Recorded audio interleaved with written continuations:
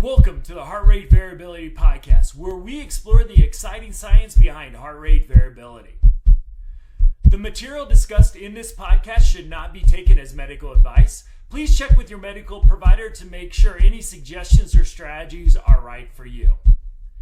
Visit us at the OptimalHRV.com website to learn more about the Optimal HRV app, download a free copy of Matt's book, Heart Rate Variability, and also get show notes and additional resources around heart rate variability and its applications.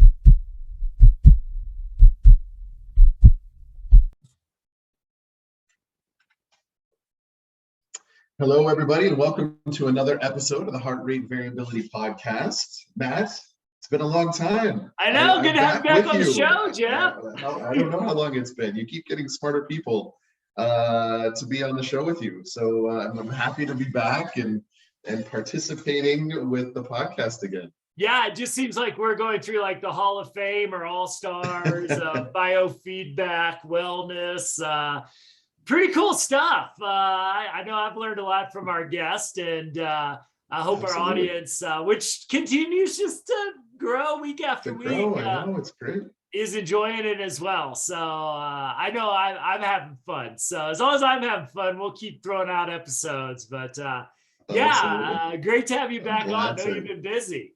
Glad to be back. That's right. I can't believe we're getting to the middle of summer. We got our own Colorado Avalanche up 1-0 in the Stanley Cup Finals. I know. You know, other than my torn up knee, life is good. Yeah, I know. I haven't told the audience that a little hobbled you are. Hobbled, but that's right. HRV is pretty low these days as a result of injury on the volleyball court. But, getting old and playing sports is an interesting combination sometimes. Yeah, boy, the knee injury, but then hearing what you're going to potentially be back 2 to 3 weeks after surgery. Yeah, thankfully it's just arthroscopic, so we'll be back pretty quick. Meniscus, highly preferable to ACLs and all the other ligaments, as you well know. So exactly. I'm sure a lot of our listeners have had problems with their meniscus as well, so it's a common thing, right? Yeah, absolutely. Well, I know we all wish you a speedy recovery. Thank you. Didn't mean for this to be a sob story about my knee. Well, it was kind of a good transition into our topic for today. That's kind of why I brought it up. I mean, when you and I were kind of brainstorming what we wanted to talk about today, you had a really good idea of really kind of reintroducing the concept of allostatic load. I know it's something that we talked about a long time ago. We're probably going back 2 years now, or on the podcast, but it's something that I keep in mind, and it was something you introduced to me, so I had not, I didn't know about it, and once you have, it's something that I've kept in mind and really utilized as best I can when thinking about my self-care and how to approach my day-to-day with kids and work and everything that's going on in the world right now. So let's talk a little bit more about that, and why did that sort of spring to the top of your head to reintroduce, what sort of inspired you for that, and then we can kind of work our way around it from there. Yeah, so I mean, it's kind of funny. I just got off one of these today too. I've done de-escalation in the helping and healing professions, as in life in general. Working with populations who've experienced a lot of trauma, struggling with substance use, mental health. Occasionally, usually in most environments, it's not a daily thing, but we'll see people get into fight or flight, which we talked a lot about, that sympathetic response where you're nowhere close to your prefrontal cortex, survival, traumatic responses, which can really create a lot of danger in the environment. And so I've done these trainings. I think, I'm kind of just saying I started doing everything 20 years ago now, because there's like a point in my career. So I just say 20 years. I'll probably say 20 years for the next 5 years until I can say 25 years with some certainty. But done one of these. And honestly, I would say de-escalation training was about 1 a year on average. Right? Something it was kind of thrown into other series or my trauma-informed care. Full day trainings, it might be identified as an issue. So I always, enjoy it. I've worked it with some pretty violent populations who had real trouble with regulation. So developed expertise I feel good about presenting this stuff. And then over the last 18 months, so in the first 18 years, maybe 18 de-escalation trainings. I have probably done double that over the last 18 months. That's incredible. This has just become, I've done one in DC, one in Northern California, and just got done with one with my friends in Iowa, over the last like 7 days. That's sort of what we're seeing in healthcare settings and social service settings. And I think it just speaks to how much stress we are all under, because what has changed recently, and I think recently being the last, year plus of this time. And the real answer to that is allostatic load, really just the stress that we have been carrying around for in many ways too long. We've talked about in past episodes, one of the things that exacerbates stress, there are certain variables that will take, minor stress and start to turn it into major stress, is duration. So things that are around for a period of time. And I just feel like so many of us have been in this muck of stress. Obviously COVID still hits top of our list. I know you and I are like, recession? Like we were promised the roaring 20s coming out of this pandemic where money was going to be everywhere. A great time, So I learned what the bear market is again. Interest rates, all that. War. We got monkeypox, which I think we renamed, but I just haven't heard that new name yet. Probably for the better. A land war in Europe, if that was on your 2022 bingo card. Again, civil rights movement that has happened during this. For a lot of us, I know women's reproductive rights, huge change. The political climate coming in our climate, and fear that at least here in the United States that populations I care deeply about, like transgender rights and other things, are just being in certain areas like our state. Actually, we're passing better. We're doing really good work, at least in, I know, the values we share. In other states, it's scary. And so all of this political environment, we got the January 6th hearings going on. This is putting more and more allostatic pressure on our nervous system. And so if we look at the science behind this, I want to hit it brain and then go to autonomic nervous system, because I think both of those give us unique insights, because we have this high and low road in both our brain, our neurobiology up here, and then our autonomic nervous system starts around the brain stem at our kind of neck area and goes down. So what we talk about when we talk about the neurobiology, the brain science, is that what we see is when we've heard this term, if you've heard all of our episodes, the window of tolerance. Let's go back to the oldies but goodies, Jeff. So exactly, that's right. Yeah, if we have it's good. I mean, this is something that I reference and think about all the time. Exactly. So if we have a manageable amount of stress, we have high prefrontal cortex functioning and a regulated amygdala. Amygdala is still on. You don't want to turn it off, but it's always part of the emotional, historically called the limbic system. So everything in the brain is connected to everything else and it all works together. So simplification is what we do, and we lose something in there, but it helps us with understanding. So as we get more and more stress, what we see is more amygdala activation and a lower prefrontal cortex. Now, some of us, if we're lucky, have developed coping skills to realize our stress response is rising, where we can regulate that in the short term. What I've seen lately is like we've been under so much stress that amygdala is just operating now for months at times at just a much higher level, which is really giving us shorter and shorter of just kind of, if you think about traits, again, another oldie but goodie, about the resiliency traits that we've developed sort of long term, we're just not able to hold as much as maybe pre-pandemic that we were in. So we're just seeing this amygdala activation just at a higher level of stress. And so this eventually is what it's doing. It's wearing down our executive functioning. Now, this is our cognitive functioning, but also our emotional regulation as well. So, Jeff, maybe before all the craziness in the world and you blew your knee out and all that stuff, maybe patience as a dad of 2 young kids, even though I know this probably isn't true about you, they're just where mainly you may have 5 seconds to put up with a fit. Maybe you're done with it after 4.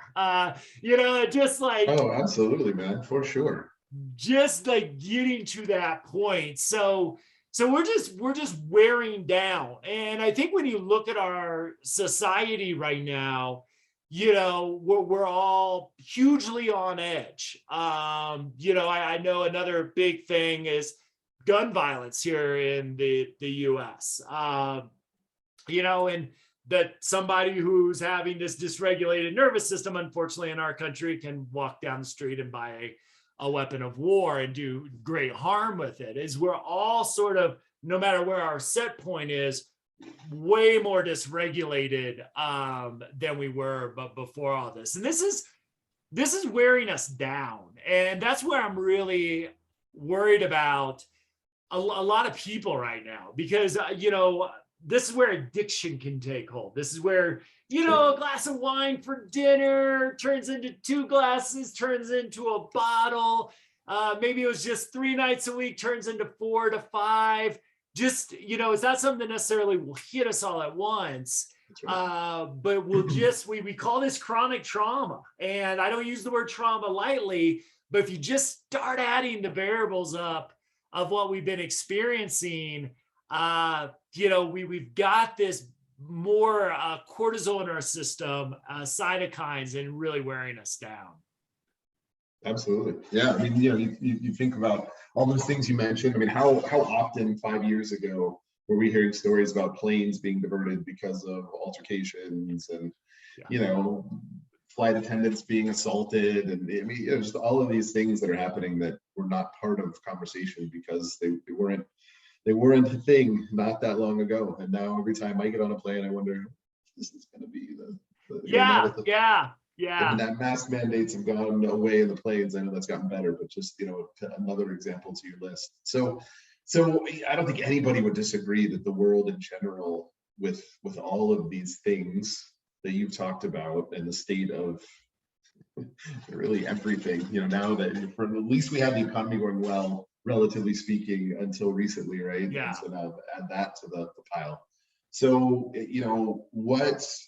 using your cup analogy, because I think a lot of people can benefit from that. How do you, as an individual, knowing you can't change those external factors, like, I can't make Russia come to their senses and, leave the Ukraine. I can't change the economic conditions of inflation and those kinds of things. But, everybody can control what they're doing, how they're approaching their day to day, doing things for them to try to manage this better. So, maybe talk a little bit about the cup analogy and how people can start to apply that to their day-to-day lives. Absolutely. So cup analogy really being a measure of our resiliency and then allostatic load on top of that. So the size of the cup is what I've been talking about. It's our ability to really handle or recover from stress. Now, if handling or recovering from stress sounds familiar, it's because we use that phrase maybe 500,000 plus times on this podcast too, as a definition we use for heart rate variability. So, I mean, you can kind of look at this as your 30-day plus average, sort of gives you the size of the cup. And the bigger the cup, the more stress we can hold without going full blown into fight or flight mode. Now, I'm not worried, and I don't want you to think about, well, I'm either in fight or flight or I'm emotionally regulated. That is not how we want to look at it. As our cup fills, and the second part of the analogy is the amount of water in the cup, which really represents the amount of stress. If you really want to nerd out, cortisol, you can say, is represent that. So as that fills up our cup, we're closing the window of tolerance. We'll often get more rigid or chaotic in our behaviors. So with rigidity, we'll get very rule-based. If you find yourself vacuuming 3 or 4 times a day, only do it once and then come over to our place and vacuum the dog hair. So,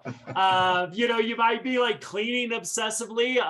I've heard several times now that OCD symptoms or maybe an onset of that is coming up because we're trying to control something. As you said, we can't control Russia. We can't control, well, technically, mass shootings in our country. We can't control, you or I at least, the stock market right now, and all that stuff. Monkeypox, can't control that. So it's all these things going on that we have very little control over, that are impacting us. So rigidity, we're trying to find control where we can find it. Chaos, which we see a lot, including on the news. The Oscars just stands out, and I know there's complexity behind that, and I'm not one to speak to that.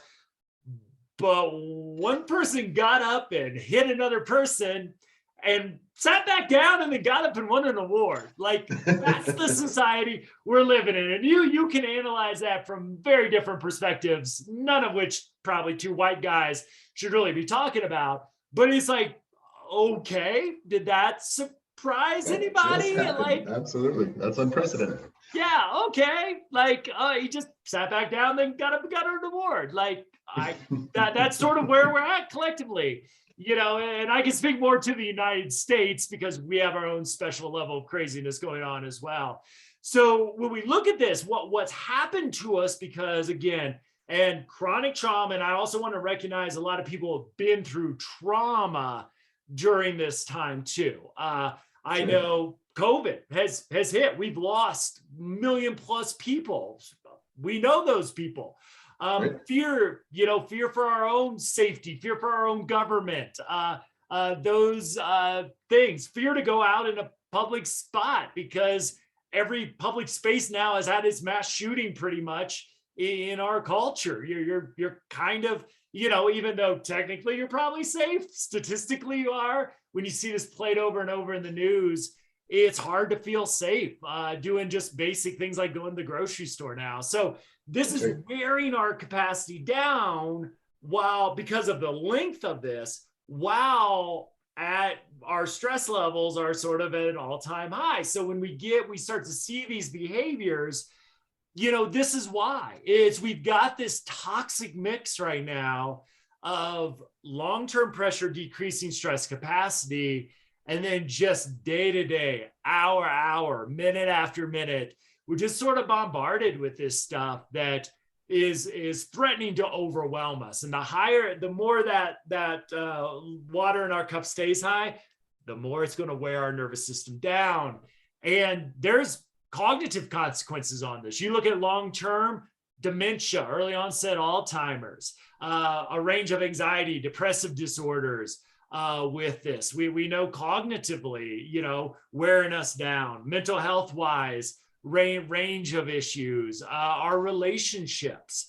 I'm imagining we'll look back when we've got data 5-10 years from now, intimate partner violence, other things probably spiking, whether we know it or not. I hear, just data on the ground about this with this as well. I know workplaces some of them are doing good, others are really struggling right now. So just this range of issues that we're seeing. So the good news, Jeff, is, and we can then jump to the other side, is that 30-day average is going to give you data, that RMSSD, looking at 30 days versus all time if you've been taking it for a long time. If you're new to taking a heart rate variability, looking at your 30-day average versus population norms to begin with. As we always say, look at the population norms, be curious about it, and then kind of forget about it, because you want to improve no matter where you start. So these, again, we're measuring our traits of resiliency, and our resiliency kind of big R resiliency overall. I really think, I know because I hear the stories day after day, people are really, really struggling right now. Yeah.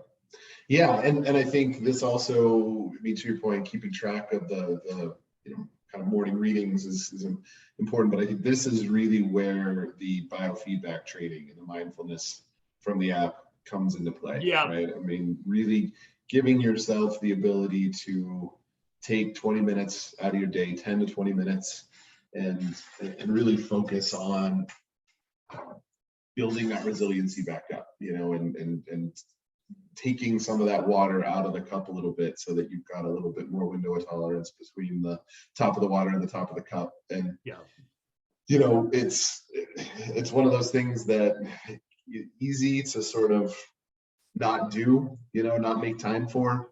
Got kids, I've got this, and I know I'm guilty I wonder, of is there a mirror in the room? And is there a mirror? That's what I said. I know I'm guilty of that. And I'm sure other people are too, but it's just important to keep in mind, important to, especially as you see your numbers changing in a direction that you don't want them to change, utilize those tools, utilize things in our app or other apps, whatever meditation you're into, there's so much science behind the impact of how that helps. Absolutely. So, let's go down and talk about high-low railroad, and then that is a great way to bring in the biofeedback and mindfulness piece of this. So we also know, and again, probably if you're listening, well aware of this, but just to review, we've got the ventral vagal nerve that really, and there's some really interesting research, really changing how I'm actually updating my heart rate variability book, the first one that I wrote, because the science is just rapidly developing around this stuff. But so this is a little bit different language than you may have heard a couple years ago. Not because necessarily we were wrong, it's because the research has fine-tuned how we talk about this. So we used to talk about heart rate variability being sort of a dance between ventral vagal activation and sympathetic activation. But what we're learning is really what we're measuring with heart rate variability is the strength of the vagus nerve. So what we see is that, and I'll give Ina just a shout out around this because she sat with me and really helped me through this research to really learn how to talk about it. I kind of got it, but that's the brilliance of having her on our team, is that our heart rate is really, and this all depends on a variety of factors, but without the ventral vagal brake on it, it's about 120 beats per minute. Now that's sort of, for most of us, like running a sprint. And imagine going around life like that. Probably not going to be great at your job, probably not going to be a great parent. No. It's a terrible existence, really, except for when you want to run sprints, which you probably do all the time just to try to slow your heart rate down. So we've got this almost, and again, you may hear me talk about this a year from now. My language will shift a little bit more as the research does, but we almost have that set point. So that's not necessarily sympathetic activation. That's human nature. If you get it's not as much reliant on the sympathetic. So you got this 120 kind of set points beat per minute. Then you've got the ventral vagal brake, which we've talked about before. So what happens on the exhale then? We push that down. The brake releases on the inhale, comes back up, then pushes that down. So how we talk about this a little bit different now, because before I would have said, hey, we're all holding on more stress in our cup, sympathetic activation, this, that, the other. And there is some still, if we're stressed out, if we're anxious, if we're in a fight or flight state, that is still sympathetic response. So the sympathetic can really weaken that vagal brake with this. But we're really talking about, as a coping skill, strengthening the ventral vagal nerve. And you mentioned it, Jeff. It's that really that resonance, frequency, breathing rate. game changer. Like I said, my HRV, and the mountains help. I have enough data to say mountains help. I'm having 116 RMSSD average this week. And I contribute a lot. I can tell you when I'm down in Denver, even though altitude should make it worse, there's something about this forest bathing thing, and I don't like get naked and like rub tree branches all over me. I just like take hikes in nature because I'm fortunate it's right outside my door. You see these spikes, but what RF frequency is, okay, so the break helps to regulate. It's going to help to regulate anxiety. It's going to help calm the sympathetic nervous system, even though it's not always on like we kind of thought it was as far as heart rate variability. But that strength is really going to determine your readings and then your average as well. So if you're not doing it and you're listening to this podcast, and our app gives you a 14-minute easy way to establish this. Biofeedback professionals will also help you do this as well. So it's not just the sales of our app. Get your RF frequency breathing rate. This is not, I don't sell snake oil. This is backed by science. And I just got to tell you, it's been life-changing for me. It's basically, as I like to say, because I haven't come up with a better analogy, mindfulness on steroids. It just has really what I've seen, even though I've been under, like, I didn't know if my training business was going to survive the pandemic. The things I care about are under attack. All these things that, and I'm not saying I've had it worse than anybody or better than anybody. It just reality. Been a lot going on for all of us. We don't need to minimize or maximize anything, but what I have found with my 20-minute morning practice is it's kept me strong. Like, and I'm due for a vacation. It's coming up. Writing the last book, I canceled a couple of them, which not great role model there, but I did. We had a deadline. We made the deadline, so that's the good thing. But what it does is it just helps. It's like taking my ventral vagal to the gym, every day. So what I'm doing is I'm strategically, when it's really rough, I'm keeping my cup where it's supposed to be, and I'm helping to regulate my allostatic load. So the other thing mindfulness does is it gets some of that cortisol out of our cup. Now, do I also exercise and move? Yes. Do I try to eat non-inflammatory foods? Yes. Do I spend 9 hours in beds and hope that I get 8 hours of sleep? Yes. So not anybody that tells you they do one thing and it changes their life, don't believe them. So it's a mix of things, but this is the one thing that I've added in the last couple of years and just seen a huge growth. So get that RF frequency breathing rate, and bring that into your mindfulness practice. Try to get 20 minutes a day. I think that, there's a dose response. The illness that we're all under, this stress is so big right now. It seems for whatever reason with human beings, 20 minutes is, you get an A. You can live with a B every once in a while, but you get an A. And I'll be honest, what I do that 20 minutes of focused breathing with the pacer and my RF breathing rate while I do my morning sort of Tai Chi practice. And then as listeners know, I cheat in the evening, but I do 20 minutes while I kind of decompress and watch television. We got the game 6 of the NBA finals tonight. So, I'm going to get it out, usually in the first quarter, because of the fourth quarter, I don't pay attention to the pacer. But I'll get that out and I'll get my second 20 minutes in. Should I turn the TV off and focus just on my breathing? Yeah, but it's just kind of like a warm down after a workout. You're not going to get a huge lot of gain from it, but it's better than nothing. So, we need to find ways, whether you're using our app or not, fall back on healthy sleep, fall back on healthy eating, make sure you're doing some movement, make sure mindfulness is in there in some ways. Like I said, why not do RF frequency breathing and just maximize that? And then again, tracking your heart rate variability can give you those warning signs where you may not, I got to schedule that vacation. That's kind of where I was getting at. It's like, okay, I can't keep pushing this off. Of course, I got things to do, but here is a way I can do this. I need that because I know I'm going to be more productive in July than if I don't.